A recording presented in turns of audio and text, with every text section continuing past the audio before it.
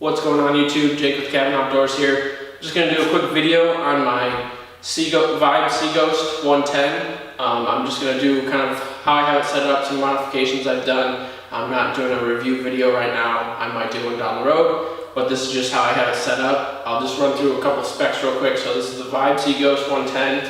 It's in like their green camo pattern. It is 11 feet long, 33 inches wide, so you can definitely stand in it. I stand in a fish sometimes. It's a little bit difficult to get used to, but once you get a hang of it, it's pretty stable.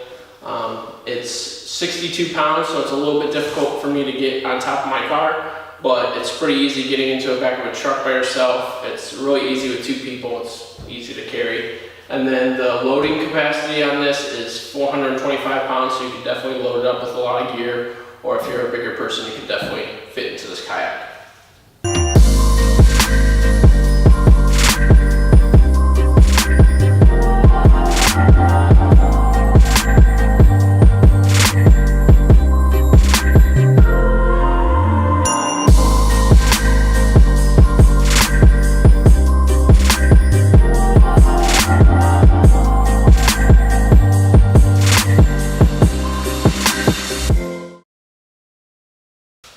Starting with the front, right here is a nice handle for you to grab to carry the kayak.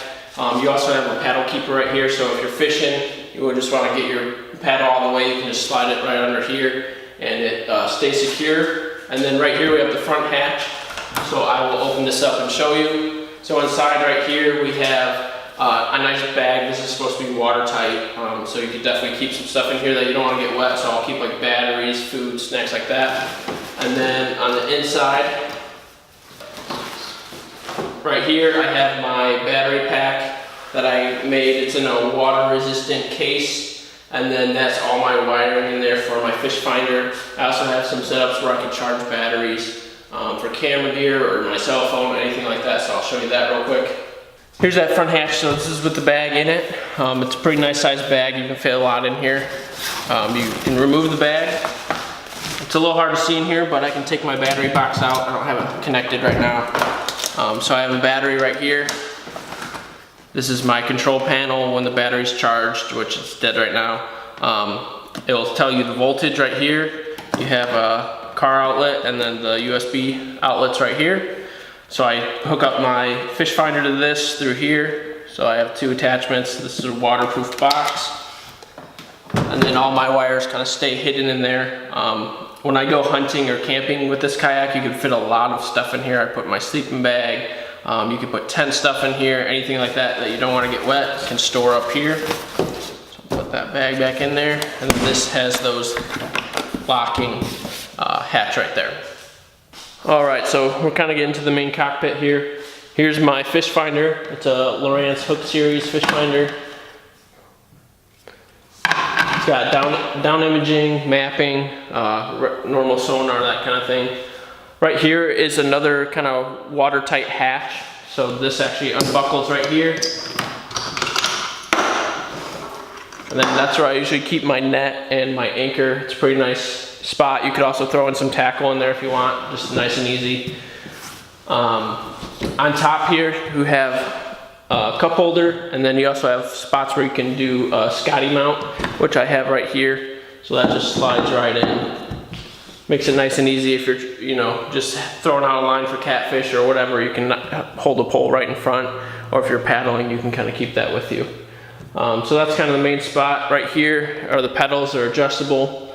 Like I said, I didn't do anything to that, but they also control the rudder, which is in the back, and you can control that with your feet. So going up to the seat, this is the Vibe Seaghost seat that comes with it. It's really comfortable. It's got two seat heights. I have it on the taller one. It's a little less stable than the lower setting, but you kind of get above those fish and you can kind of see down a little bit. I used my Lifejacket. This is a Chinook by NRS. I got it in orange just so when I'm paddling people can see me. They have it in different colors. Really like that Lifejacket. It's very comfortable. The back pad sits above the seat, so when you lean back, you're not kind of hunched over. Definitely recommend. And then on the side right here, This is a side handle, and then you also have your paddle keeper right here. So you can put your paddle on the side, hook it over, it's out of the way. If you're either anchored or drifting, whatever it is, you don't have to worry about your paddle being in the way. Come back a little bit right here. This is how you control the rudder. If you pull this up, then when you pull it, that rudder swings down, and then you'd lock it back down once it's in the water, and then you could steer with that rudder. But I'll put that up right now. Kind of just locks, stays out of the way. You don't have to worry about it too much. Also right here, I usually have tackle boxes. You can fit, I want to say it's a Plano 3600 series box on both sides. So if you're, you know, throwing a plastic, whatever it is, and, you know, fish rips it off, whatever, you can have it right here, slide it out, and keep casting. Also under the seat, I usually keep whatever lure I'm using right then. I'll keep extra ones under the seat. It's just real easy to grab underneath. I also will keep my water under there when I'm fishing. Just keeps it out of the way and in some shade. So the back right here, I have my fishing crate that I made. So this is just 2 milk crates that I cut the bottom off one, and it's on hinges, so it flips up. So I throw all my tackle in here that I'm using. It's real easy to reach. This kayak stay low enough if I'm reaching around. I'm not going to tip over. I do want to make some kind of latch system right here to keep this closed, so if I do flip over anything, the stuff that I have inside is not going to fall out.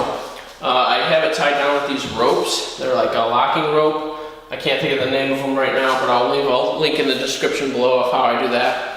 And it's really secure, you know, it's not going to flip out, it's not going to roll, anything like that. It does not move. It's nice and secure, just an easy way too, that it's not permanent. So if I do want to put a cooler or something back here, I just unhook that and throw a cooler back here. You also have the rails back here that it comes with a bungee cord normally. I took that off just because I have my milk crate back here, and that's what I use that for.